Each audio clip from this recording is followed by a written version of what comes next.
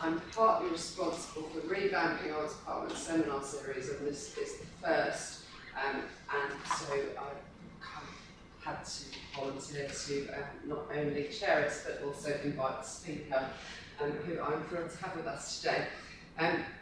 Dave Richards, on paper, so I'm going to do two little scenarios here. On paper, Dave is Professor of Mental Health Services Research at the University of Exeter, and that is where you run the University's Complex Intervention Research Group, which I hadn't realised until I looked on it.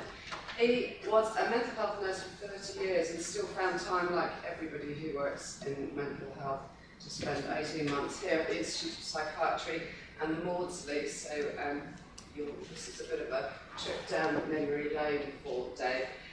However, that's on paper. To me, he's a collaborator that I've worked with for a few years, long may that continue, and a friend, and a man with a very special moustache. So I'm absolutely thrilled he's here. One of the things that he has worked on in the last few years is contributing to the development of the IAPT services, working with the Department of Health when these were initially being developed. And he has always pushed for lower intensity, brief, simpler therapies, particularly for people with depression and anxiety. And what he is going to talk to us about today is one such intervention, behavioural activation. I've worked with Dave on this study, doing the economic evaluation part of it, but really we're here to hear about the clinical side of things, because that's the bit that has been causing a little bit of a social media storm when it went out. So I'm really thrilled to have you here. Thank you very much. My pleasure, thanks. And you're absolutely right, it is a pleasure. It was 30 years ago this year that I turned up as a yearly, qualified about a year as a staff nurse in Cambridge, and came down here. Very privileged course. And the importance of that is that what I'm going to talk about is a continuation of that lineage. The reason that I came to the Institute, along with a number of other nurses, to learn how to do psychological therapies was because we were faced about 40 years ago with an emerging evidence base that said psychological therapies were effective, and for the first time applying scientific methods to establish that rather than just opinion. We didn't used to call it evidence-based medicine in those days, but it was certainly better than the sort of esteem or opinion-based medicine that was preceded it. And forget that's actually a reasonably recent way of thinking. So we were here because we were numerous. Nurses, so here's the problem: you've got a bunch of treatments that work and you can't deliver them because there isn't enough people out there to do that delivery. And Isaac Marks, who ran the Psychological Therapy Centre here for many years, hit upon this wheeze that there was this huge workforce out there who might actually fill some of the gaps. And one of his colleagues, who you may have heard of, he's written a few things from time to time, David Goldberg, wrote a scathing letter to the British Journal of Psychiatry saying that training nurses to be therapists was like training lorry drivers to be airline pilots. We had a bit of fun with David later on, because he did, of course, retract that statement and became a firm supporter of improving access to psychological therapists.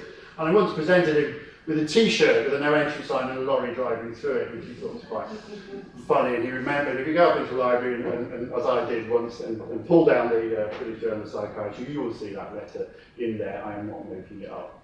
So here was a problem we've known about for a long time, and Sarah's right about IAPT. IAPT's changed, only in England, IAPT's changed the ecology and environments in which people with mental health, common mental health problems, now find themselves.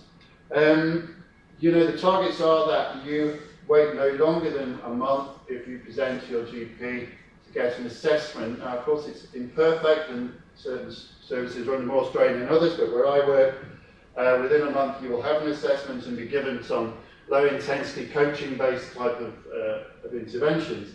But it is still true that if that's not working for you, you will still wait considerable amount of time in many places for what they call the step 3 services, which you will know is more traditional psychological therapy. So we haven't solved the problem by any means, even if we've gone some way to addressing access.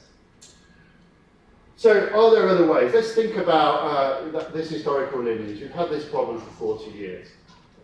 I want to acknowledge not only Sarah, but many other people. One doesn't do a £2 million trial on your own. It is rather like being chief executive of a small, or in fact a medium enterprise.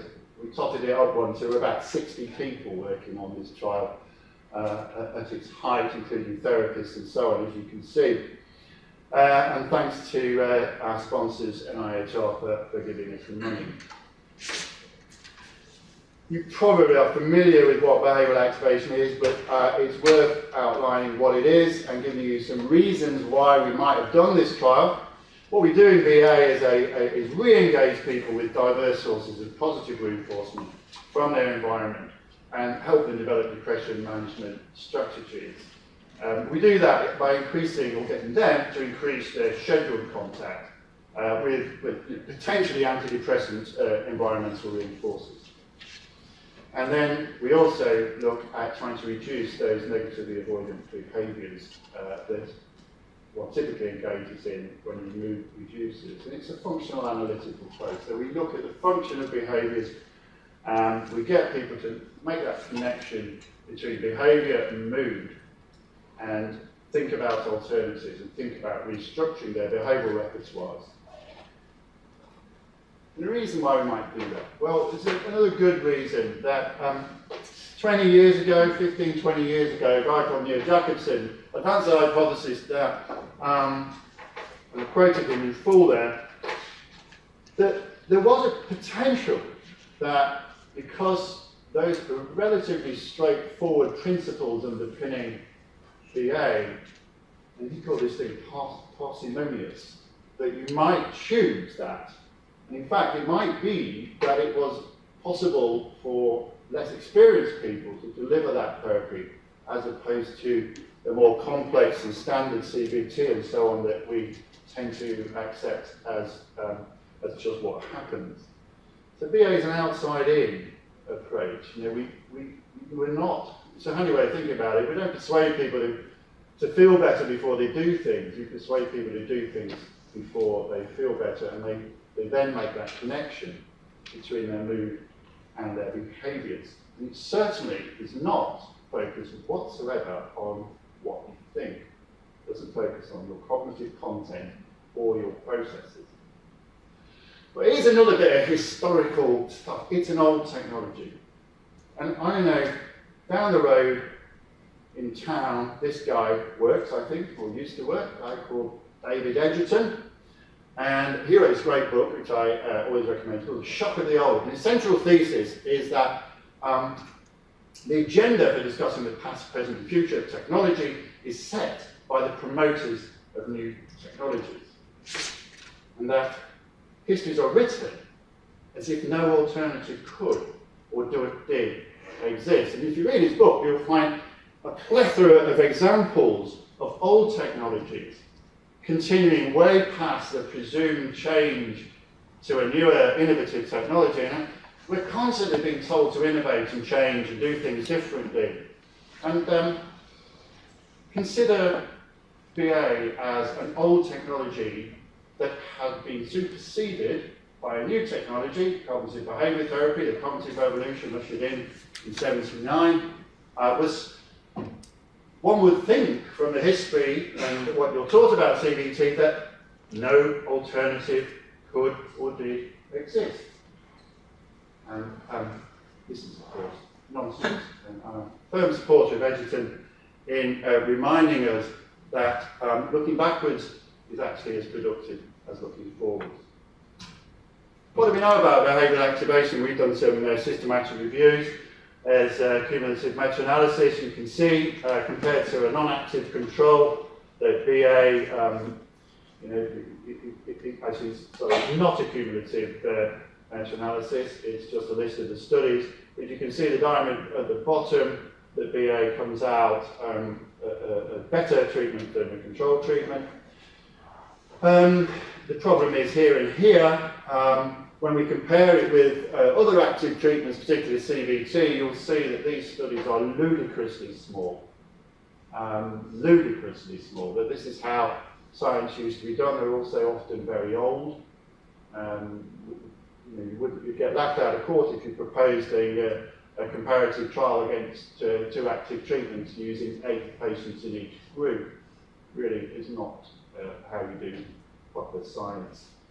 So we do appear to have some evidence that BA and CBT are similar in outcome, but obviously that is with a huge dose of salt. And in fact, NICE took an even blunter decision when it looked at the trials, and it said, well, most of those are so terrible, those trials, that we won't include them in our NICE guidelines. It only going to include 3 trials. And although those trials appear to show not much difference between the 2 treatments, we don't think, this is NICE speaking, that data is sufficiently persuasive. And so NICE would not, in 2009, recommend behavioural activation as a treatment for depression. So it was quite clear about that, and felt that the committee felt that there just wasn't enough reliable evidence to do so. I mean, so we were fairly reasonably assured that there's something there, that this treatment probably hadn't been entirely superseded by CBT. It had largely been more forgotten and under-researched, and of course, evidence, a lack of evidence doesn't mean that evidence is not there. It wouldn't be there if you did the trials. And the problem is that parsimony argument, that idea that Jacobson articulated, which is that you don't have to be a clever clogs to do BA, or at least you don't have to be highly trained to do BA, hadn't been tested because all those trials that were included were of fairly experienced therapists. So we certainly needed more good quality research. And NICE, in fact, asked us to do this trial. They didn't ask us, they made a suggestion, and we then wrote a bid and got funded. It's quite good when NICE do this because it does help you get the money, because obviously you're not coming out with something that's just been festering in the back of your brain as a good idea. It is actually something the policymakers have wanted to know the answer to. NICE wanted to know the answer to this question. And you can see that they suggested a particular design, which we'll come to in a minute. And they wanted to know whether BA was an effective alternative to CBT. And at this moment, NICE are rewriting the guidelines for depression.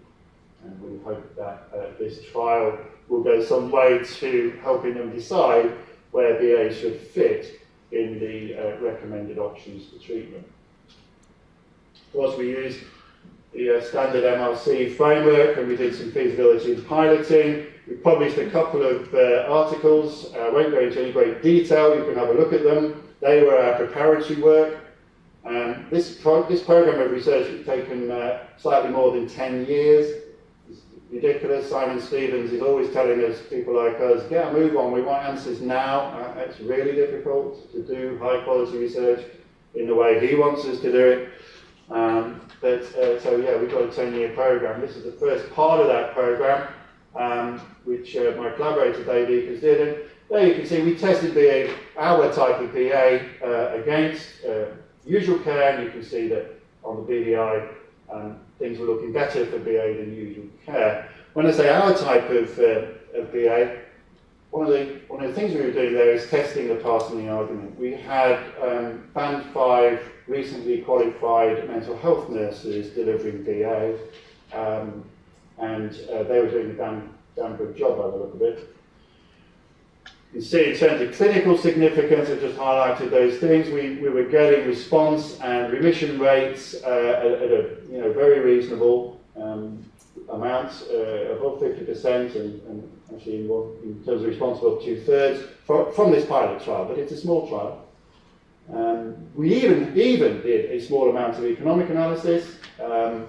And there, as you know, a quality gain below 20,000, NICE thinks is good value for money, so we played around with some of the data we've got, and it seemed that we might be able to come under that threshold in terms of BA. And if you just want to have a look, those of you should be familiar with the cost effectiveness plane. I'm sure I'll be able to explain this correctly. Anything in the top right-hand corner is more effective but costs more. So that line going through there is a kind of affordability line. And if you fall below that line, then it's below the affordability criteria. And if you're above that line, then okay, it's working, but it's costing perhaps too much to afford. Because that line can change depending on the views of policymakers. In this country, it's either 20 or 30,000 per quality gained. So that's what you're striving for. And that's a typical common response when you test and economically evaluate a new treatment, that you would find it costs more, and hopefully it is better than what's there or what treatment as usual is doing. And then the question is whether those dots are underneath or above the line. So we were quite sure that we had something that was worth taking into a trial. And of course, this was really important data to persuade the funders that we were the people who could do it. So here we go, this is a summary. It's been viewed as an effective intervention. We didn't really know if it was as effective as CBT because the trials are so poor. It appeared to us in our pilot work that those results were maintained when delivered by non-specialists with an appropriate and small amount of training. Cost effectiveness looked promising, and obviously we need to do a big trial to answer those questions properly. And here it is, you can download it. It was published this summer in the Lancet. If you wish to read it in full. And we were a bit unprepared, I have to say, for the social media storm that hit us as soon as we published it. We kind of knew it was reasonably a good thing to be publishing, but I was certainly not prepared for anything like my daughter works in politics, and she was really cross with me because we got an article on the inside front cover of the Times on the Saturday, and she said, I dream of that. So yeah, it really was amazing. So why is all that? Well, it's essentially, COBRA is a phase 3. So a phase 3 trial, big trial, we're looking at definitive. It's a pragmatic trial. It was done in the NHS with NHS therapists, not anybody special, not highly trained or special research therapists. It was done in 3 parts of the country. And it was trying to answer 2 questions. What is the clinical effectiveness compared to CBT for people with depression at 6, 12 and 18 months? And actually our primary outcome is 12 months, but we have data at 18 months. So this is not your typical antidepressant trial that typically would measure outcomes after 2 or 3 months. This is looking at reasonable medium-term outcomes. And we want to know what was the cost effectiveness. And we waited 18 months because we got a lot of data at 18 months about what services people might use if they were compensating for the inadequacy of either of these treatments. And we did a whole load of process stuff which I will not talk about today. Now, I'm a health services researcher by trade these days, so things like this really get me excited. So I'm now going to take a little methodological meander. And I'm sorry if it doesn't excite you, but damn well should. You know what I mean? This is really exciting stuff. In a superiority trial, which I've done, I'm used to that. RC2s, cluster or individually randomised. That's the kind of way you find out with as least bias as possible that something, how something is performing. And there are some other designs. Equivalence trial is as it says there, and a non-inferiority trial. Well, what's that? A non-inferiority trial asks the question: is a new intervention, is it or is it not inferior to another more established intervention? Okay. Choice of words, have to be very careful because it has some real implications, and that's what we were trying to do. The first thing it does is reverse your null hypothesis and your experimental hypothesis. So, in an RCT, our null hypothesis is there's no difference. In a non-inferiority, trial, your null hypothesis is there is a difference. And so when you think, you then have to just sit and reflect and think about trial processes and research processes, which are trying to make it more likely that the null hypothesis isn't disproved. And so one of the things you do is sample this not on effects, but on something called a non-inferiority margin. And I'll show you a picture of a non-inferiority margin. So here is your gold standard treatment. Okay? And it's working. Look, low scores are good. And here is the non-inferiority margin. So what we're saying is that if we choose a new treatment, and we can, that's our target. Our target is this bar here. If we can hit our new treatment outcomes in that margin, we would say that the experimental treatment is not inferior to the gold standard. And of course, you will immediately work out that setting your non-inferiority margin is crucial to whether you can say that's true or not. So here we got a big one, so that's an easy target. Here we got a little one, that's a little bit more difficult. So what we really do need is this treatment to perform better, to come in to the non-inferiority margin. And that's what you do in a non-inferiority trial. You have a lot of decisions to make about what that margin should be, and all this rotating of the hypotheses has another really important consequence, because in a standard trial, what we try and do is make it more difficult for an experimental treatment to be better than the control. One of the ways we do that is do an intention to treat analysis. So it doesn't matter whether the people get the treatment or not, we still include them in the intervention. So we weaken the likely impact of the treatment by including patients who were randomised but never got it for whatever reason, either didn't turn up or chose to leave or something like that. Of course, if you do a per protocol analysis, you get a very strong treatment because you only analyse people who actually have the treatment. I'm sorry to labour this, but it's just so exciting. And the reason, so we came along and said, well, we're going to do a per protocol analysis as the primary analysis here. And of course, all the trialists in my department said, well, no, it's not very stupid, that's heresy. Can't do that. But actually, it's completely correct in terms of experimental logic. What you should do is bias the trial so that you make the treatments as strong as possible, so you make the comparison harder to become non-inferior to. So in other words, experimental treatment is got to be equally good as the best of the delivered treatments.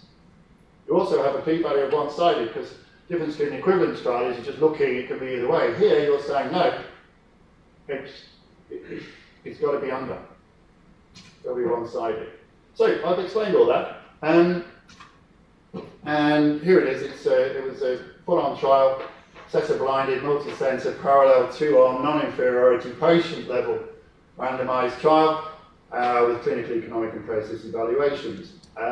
Those were our hypotheses, just to remind you, that BA would be not inferior to CBT for depressed adults, and it would also be cost-effective. So we're making an assumption about cost-effectiveness, and we wanted to test this parsimony hypothesis directly. So how big did it have to be? Well, I mentioned briefly about setting up a non-inferiority margin. That's critical, isn't it? If you think about it, a non-inferiority margin, you set a big fat one, it's easy to hit. You set a tiny thin one, then you've got to be on target with your experimental treatment. We actually chose that one. There are a number of different ways, which I'm not going to bore you with, about how you calculate it.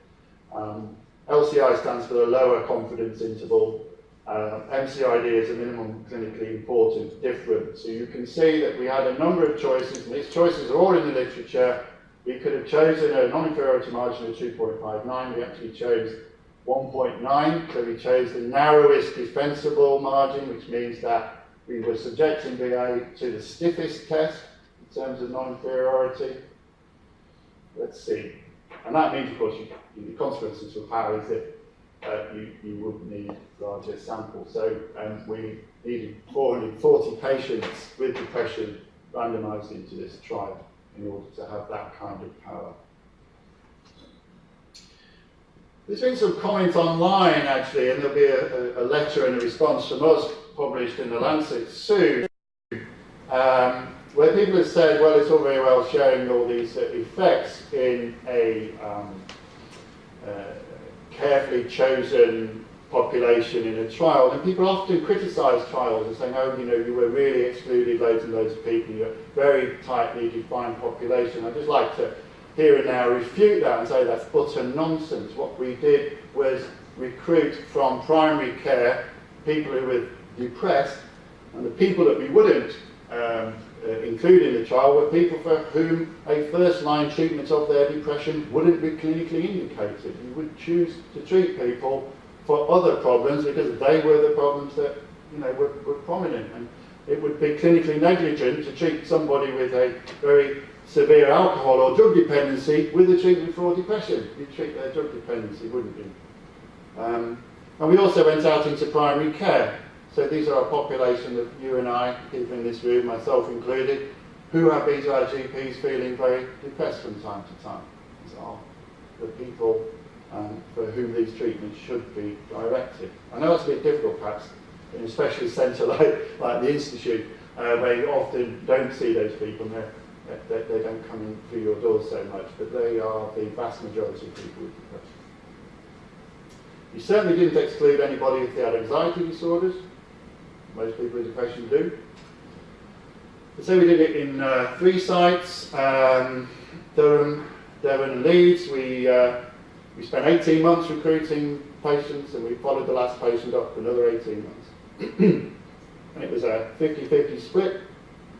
We used a clinical trials unit, so that's a process for randomisation completely outside the research team, which is good practice. And we did a stratification of that randomisation, which is important, by depression severity, so that we wanted a reasonably balanced groups in terms of depression severity. And the cut-off we use is 19, because in our previous trials we found that that tends to be the median score. Either side of that median score you get a reasonable similar amount of population. Antidepressant use and obviously treatment site. And then we followed them up for 18 months. Right, so BA and CBT are both active treatments. Now the difference in terms of how we delivered it is that the BA, to test the parsimony argument, was delivered by Band 5 qualified psychological wellbeing practitioners, and the CBT was delivered by accredited CBT practitioners. And this is how IAPT was set up. I know it's been flexed by some of the commissioning arrangements, but that's how IAPT was set up. And certainly all our CBT therapists were accredited with the British Association of Behavioural and Cognitive Psychotherapy. Our psychological wellbeing practitioners had the minimum thing. As you know, PWPs tend to work in a kind of coaching, self-help manner, and I've trained hundreds of them with patients with common mental health problems. So they certainly weren't trained as therapists. We gave both groups 5 days training. We devised protocols, and they all had supervision from a relevant expert, so CBT supervision would be a CBT supervisor. And you saw our cast list of investigators. We got some very well-known CBT therapists, people like Willem Kijken and Steve Holland, who both been trained at Beck Institute on our team, so we were absolutely, essential to make sure the CBT was the highest quality. And then equally we had people who are very experienced in BA. I guess some of you are clinicians, right? So this is our BA sort of overall session, and what we basically do in both treatments is divide that into a number of phases. First phase is really embedding people in the processes of therapy. So, and as you can see, people can have up to 20 sessions with 4 boosters. Now the reason for that is that's what NICE recommend for CBT. So we followed that protocol recommendation for BA. So unlike most of my other work where we're cutting down the number of hours and stuff, this was high intensity therapy. This is a behavioural activation which is delivered at the same levels of intensity as a standard program of CBT. And here's the CBT one, very similar.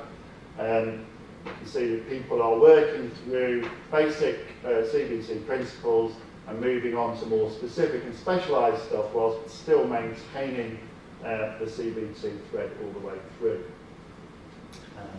And you can see also we have transition points.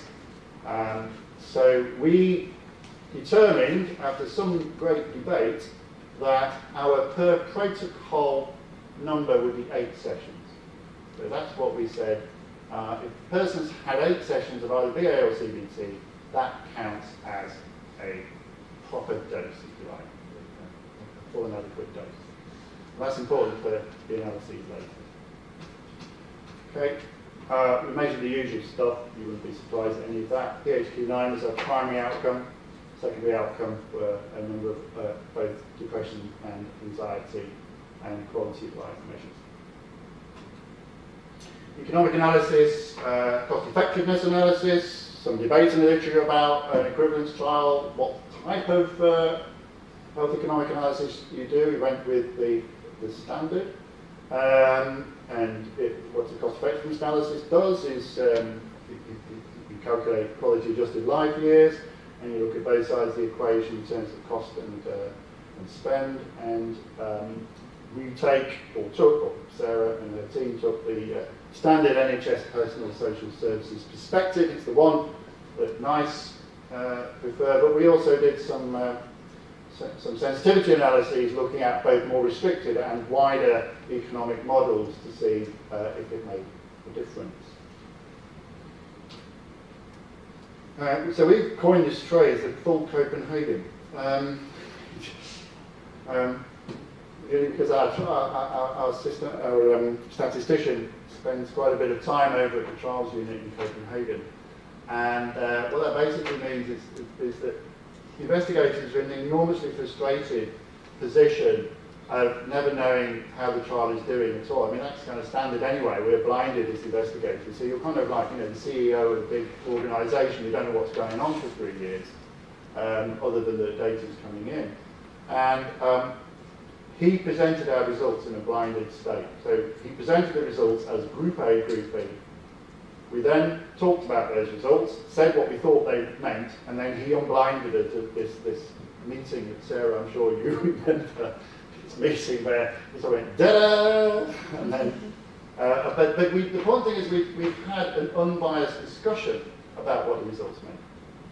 So everything through this trial is trying to minimise the biases that we might bring as no scientist is unbiased, might bring those and all our procedures are trying to say, you're interested in what happened, I guess, after 40 minutes of me blabbering on.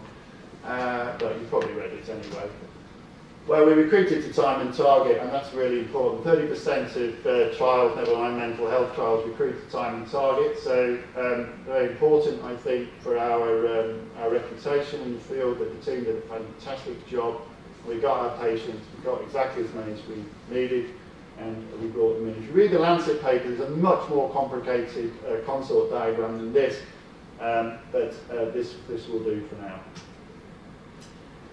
Our people that we recruited, again, I won't go through this in huge detail, but they are pretty much standard people with mood disorders. They are of a kind of typical age, but with a big spread. 2/3 of them are women, which is what you will find if you go out into the world and try to recruit people with depression. Quite a lot of them were on antidepressants, but they equally split because we'd minimised on that variable. They've had more than one depression episode in the past. That's important. These weren't people who were inexperienced in their depression. And they've had episodes of depression for between 15 and 20 years. So, get away from the idea that this is a highly select bunch. This represents a typical population of help seekers with depression.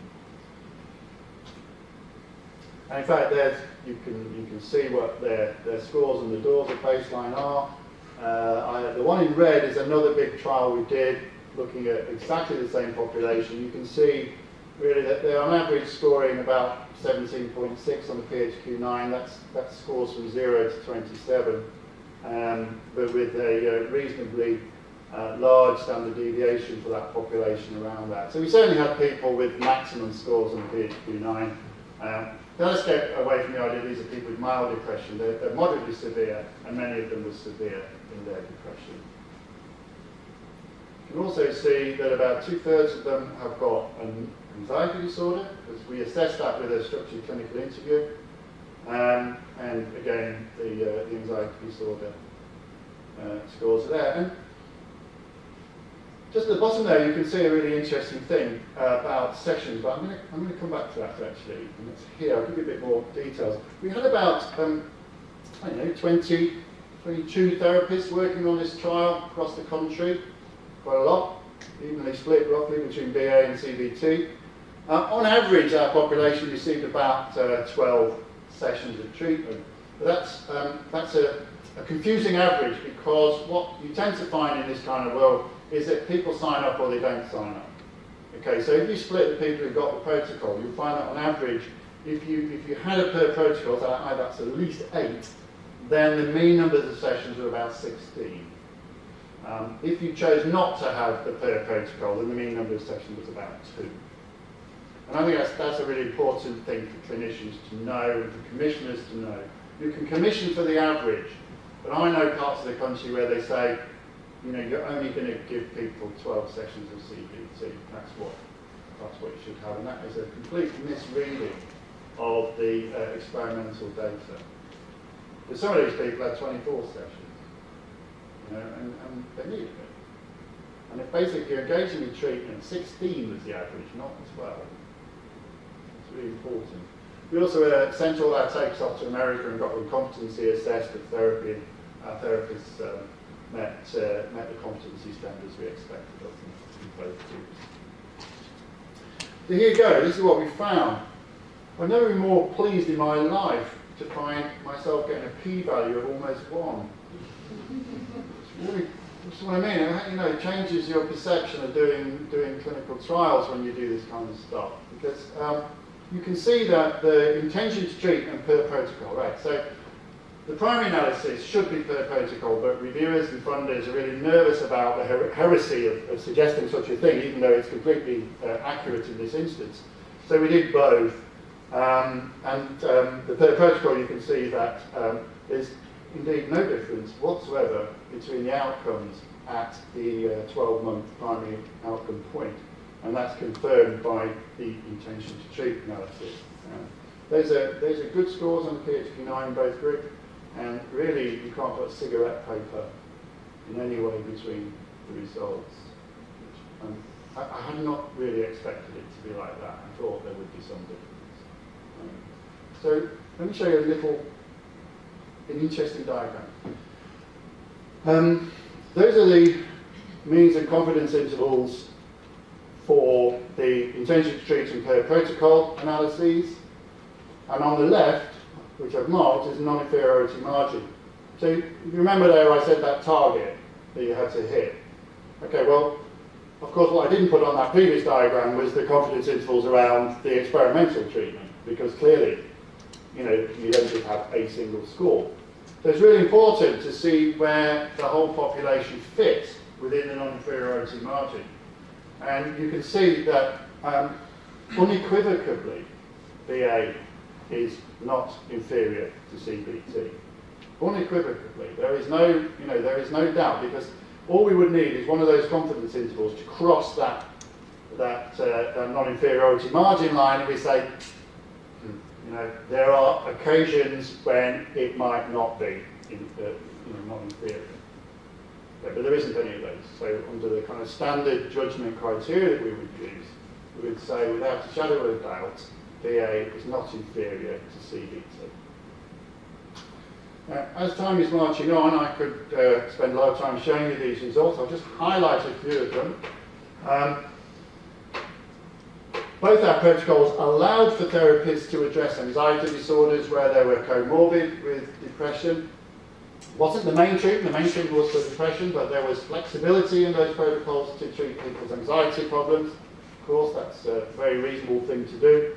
And you can see that the same result applies to the measures we've got of anxiety, that people's anxiety also improved, and there wasn't anything between the two treatments.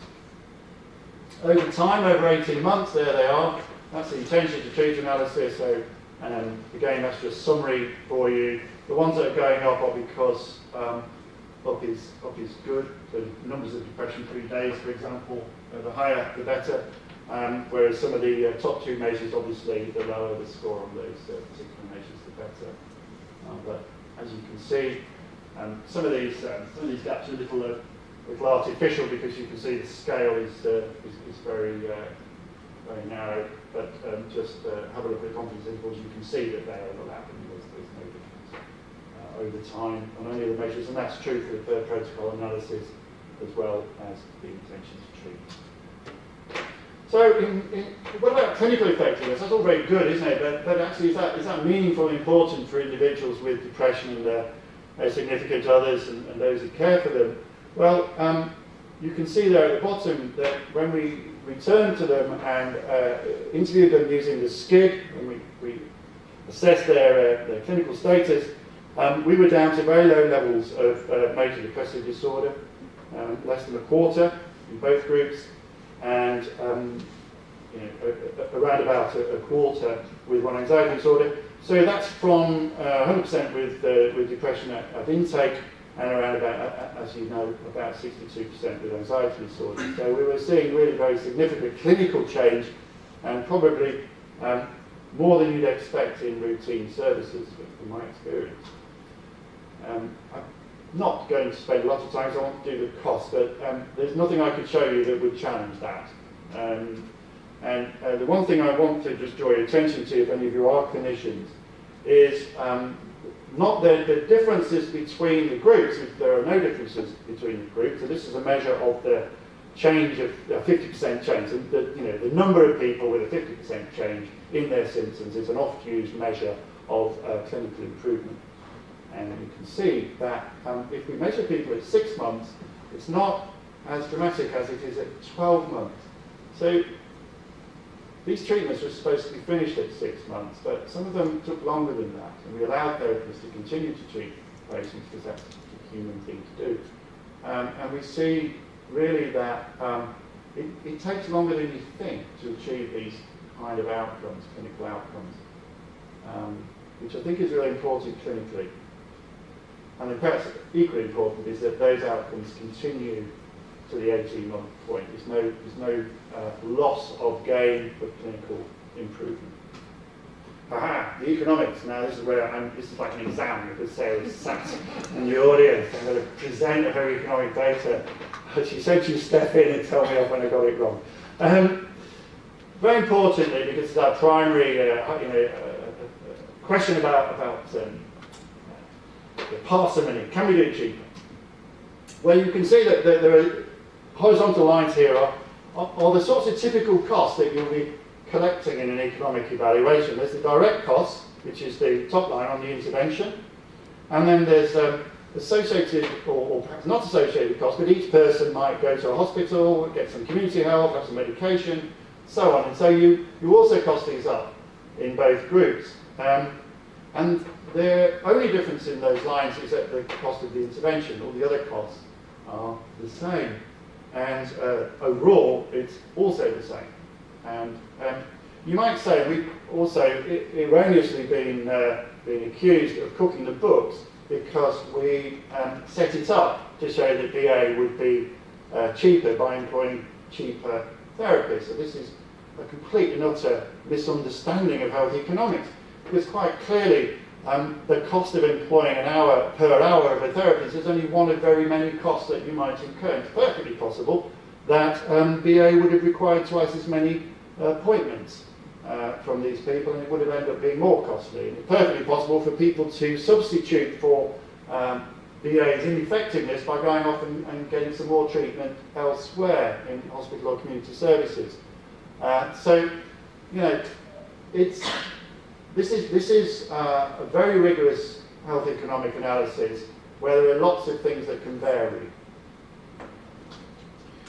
Health utility, we see these as EQ5D scores, and again, we see very little difference. You can see people are getting, their improvement is being measured reasonably well on the EQ5D, and the quality scores there you can see. But this is the most amazing picture I've seen in my life in doing trials, because it's incredible. What does it mean? You're looking blank. Okay, remember this one? That's what we see when we try new treatments out, and it works, but it costs more. That's what we see. So we need that line to look and see. This is what we saw in COBRA. Anything in this bottom here means it works better and it's cheaper.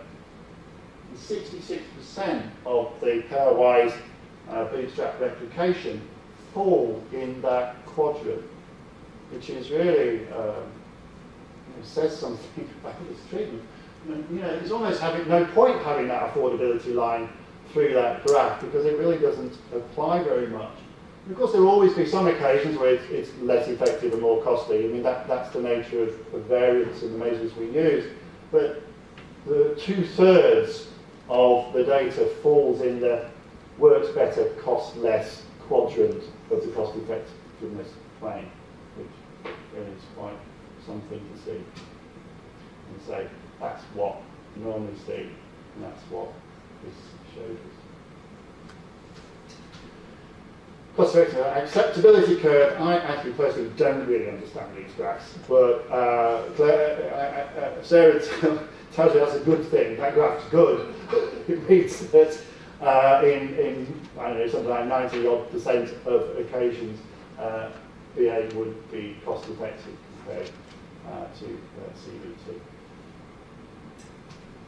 So costs were lower in the BA group, health utility outcomes were slightly better. When you put those together, you end up with a cost effectiveness ratio of minus 6,800 from the NHS PSS perspective, which explains why so many of those dots are lying in the bottom right-hand quadrant. And so the scatter plot illustrates the dominance of BA over CBT, where BA is cost effective compared to CBT. So that is cheaper and more effective. So, I'm winding up now. BA for depression is not inferior to CBT. There's no doubt, I think, from those results that you can't be challenged on that. It isn't. We're firmly within the non-inferiority margin. A large trial, powered appropriately and conducted to very high standards. And it's also cost effective compared with CBT against commonly applied decision maker willingness to pay thresholds. And what we were getting is those results from less experienced mental health workers.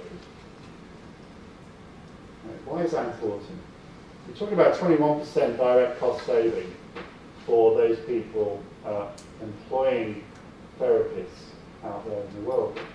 Well, we think the reason why it's important is really because there are a lot of countries in the world, low to medium income countries in particular, where you just don't have the availability of very highly trained and experienced staff. And mostly they would be sitting in posh white buildings in the middle of cities, far away from people who need their help.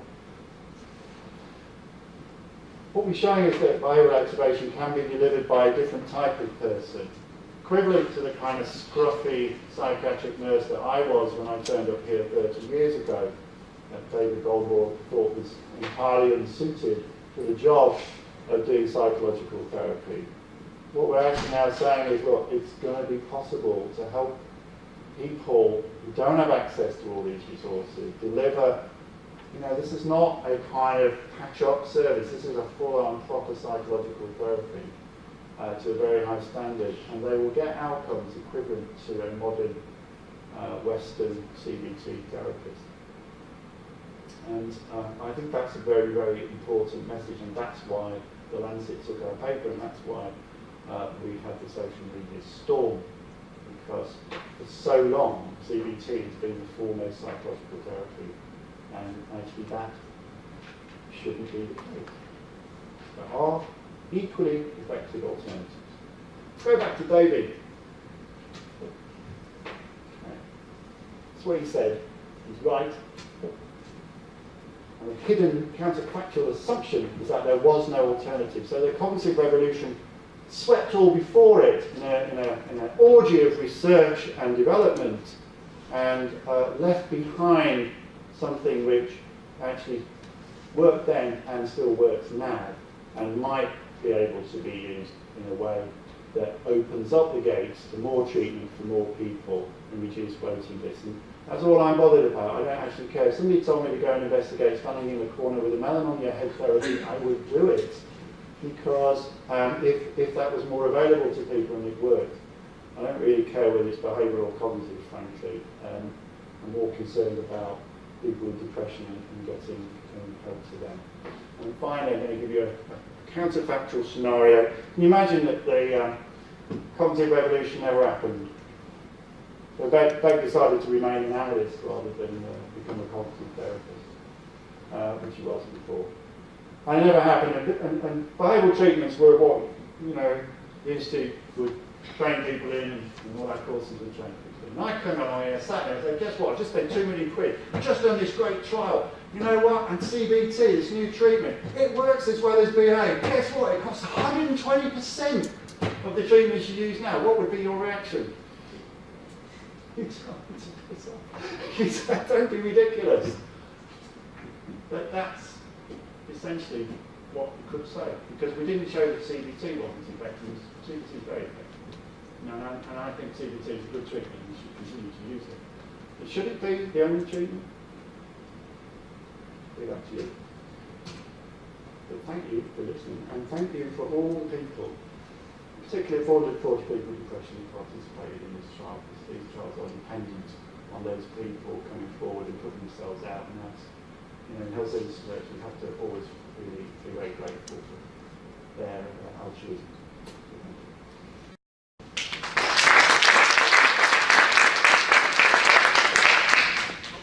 Thank you very much, Dave. And can I just say, you explained the income evaluation better than I could, so well done. We don't have much time, but I will allow a little time for questions. But just before I do that, I want to say two things. First, please stay with us afterwards. We have food and drink, so stay for a glass of wine afterwards and talk to Dave if you would like. And secondly, can I just say an absolutely huge thank you to Manuela and Chong, who organised this whole thing, including a minor cancellation and reversal of cancellation. So thank you very much to both of you. So open to the floor. Anybody have any questions for Dave? Craig. Actually, so much a question to ask from the Zero time. Why continue to use CBT? Yeah, well, that's probably not a question that I'm best placed to answer. Our critics are probably the people who should be answering that, but I'm not against patient choice, of course. There's, in all these trials, in all clinical services, 30% of people don't engage. And the question always remains is, well, would any of those 30% who got randomised to BA prefer to have CBT or the other way around? So, what people, as well as I do, that what people are now really talking about is trying to get into this world of precision psychological therapy and matching people. You just don't have very much on sort of data. It seems that the same variables predict whether you're going to do as well in either of those treatments. In our process evaluation, we found nothing. We absolutely found nothing, bar a hint, smell, if you like, that the people with greater severity did better with BA. But I mean, it's not something that we can, go out there and wave a flag about, to be honest with you. So ultimately, it must come down to patient choice, I think. Well, I was going to ask almost the same question. Given that it's a great study and you've got a relatively large sample, whether you can see who improves the most, and whether that can help you to target. Well, you're never powered for these mediation and moderation analyses, are you? But So you kind of always take them with a pinch of salt. There really was nothing there, and we were surprised. We looked at cognitive change, behavioural change, you know, we did all that kind of stuff. Hypotheses about what would change for what treatment. They all changed the same, whatever treatment you had. Yeah, and then nothing really in moderation variables. Not like Garudas and co are finding stuff, but we didn't.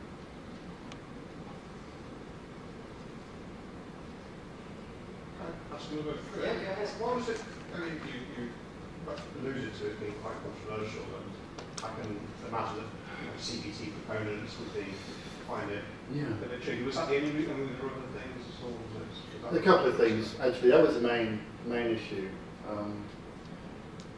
You know, I mean, people know I've been quite critical of research that makes things more complicated. I'm very much in favour of research that makes things less complicated, but doesn't tend to get you the Nobel Prize. So, you know, I think that people tend to complicate. When I go to the CBT conference in this country and elsewhere, I hear a lot of people talking about what apparently seems to be unnecessary complications of something that we know works anyway.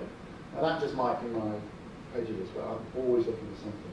And if people have made careers on that kind of work, then it's a real challenge for somebody like us, like, you know, a big team, to come along and say, well, actually, really want to just do the simple things better. And that's probably the best thing. So there was also quite a lot of these patients were on antidepressants. And for me, that's an expression of the reality of people who've got an average of 3 episodes of depression, that many of them will be on antidepressants. And because it's a pragmatic trial, then you're trying to reflect the total population you're dealing with. We'd have had to go back a stage and do, you know, a washout trial, get people off the antidepressants and do that. If we were trying to work without an antidepressant population, then we would not criticise the same way results aren't applicable to the population of people that you're wanting to design services for. And they were balanced. So. Did you have a look at the effect of CBT and BA on symptom dimension, so anhedonia, for example? Yeah, we've got an anhedonia measure. And the SHAPS, Barney Dunn, we collected SHAPS data for him, part of his NIHR project. Again, you don't see any impact on it, so neither of those treatments seem to change people's anhedonia. And I know that's one of the things that Barney in particular is concerned about. So it's making CBT more complicated in order to address anhedonia, but the ability to experience pleasure is something I think other treatments don't address. Agree. You mentioned that this intervention was able to be, like non-specialists were able to implement this intervention. But what do you think about the scope of BA in low and middle income countries, where even the availability of mental health nurses are short and people have to rely on community resources and task sharing? No, I agree, and I think we can't say for sure that that's possible, and we just put a bid into the MRC to go and find that out precisely. But what we think is a better candidate intervention than some of the more complex psychological treatments. You go out to these countries and you'll see a lot of people training people to be CBT therapists, and think, oh, no, please don't do that. That's probably not a useful use of resources. But so we're not saying for sure that's the case. What we're saying is that that's something we really need to look at as the next stage of dissemination. But is that okay? You know, it's not a definitive answer, but we don't have one. We'll go for one final one, thank you. Thank you. It's a bit of a funny one because it's kind of the inverse of the making things more complicated by introducing cognitive things to actually get people to behavioural activate. Because I sometimes wonder how much cognitive work needs to happen to get people to behaviourally activate. In these BA interventions. Because I just think as someone who works in both ways, and I just wonder what the content was of they the were BA. really strict on this. We were really strict on it in our supervision. There was no cognitive components. It went straight into the behavioural stuff. And I think what you've got is good therapeutic skills. That third component, the qualities, the interpersonal qualities, is what's going to get you there, not any specific cognitive strategy. Lovely. Thank you very It's a much, pleasure. Dave. Can I just say one final thing? If I was going to give a Nobel Prize for that lovely picture that Dave mentioned with the scatters, it would go to Arthur Charlie, who did Yeah. all of that work for us. So thank you very much. Thank you all for coming, and do join us for a glass of wine. Thank you, Dave. Okay.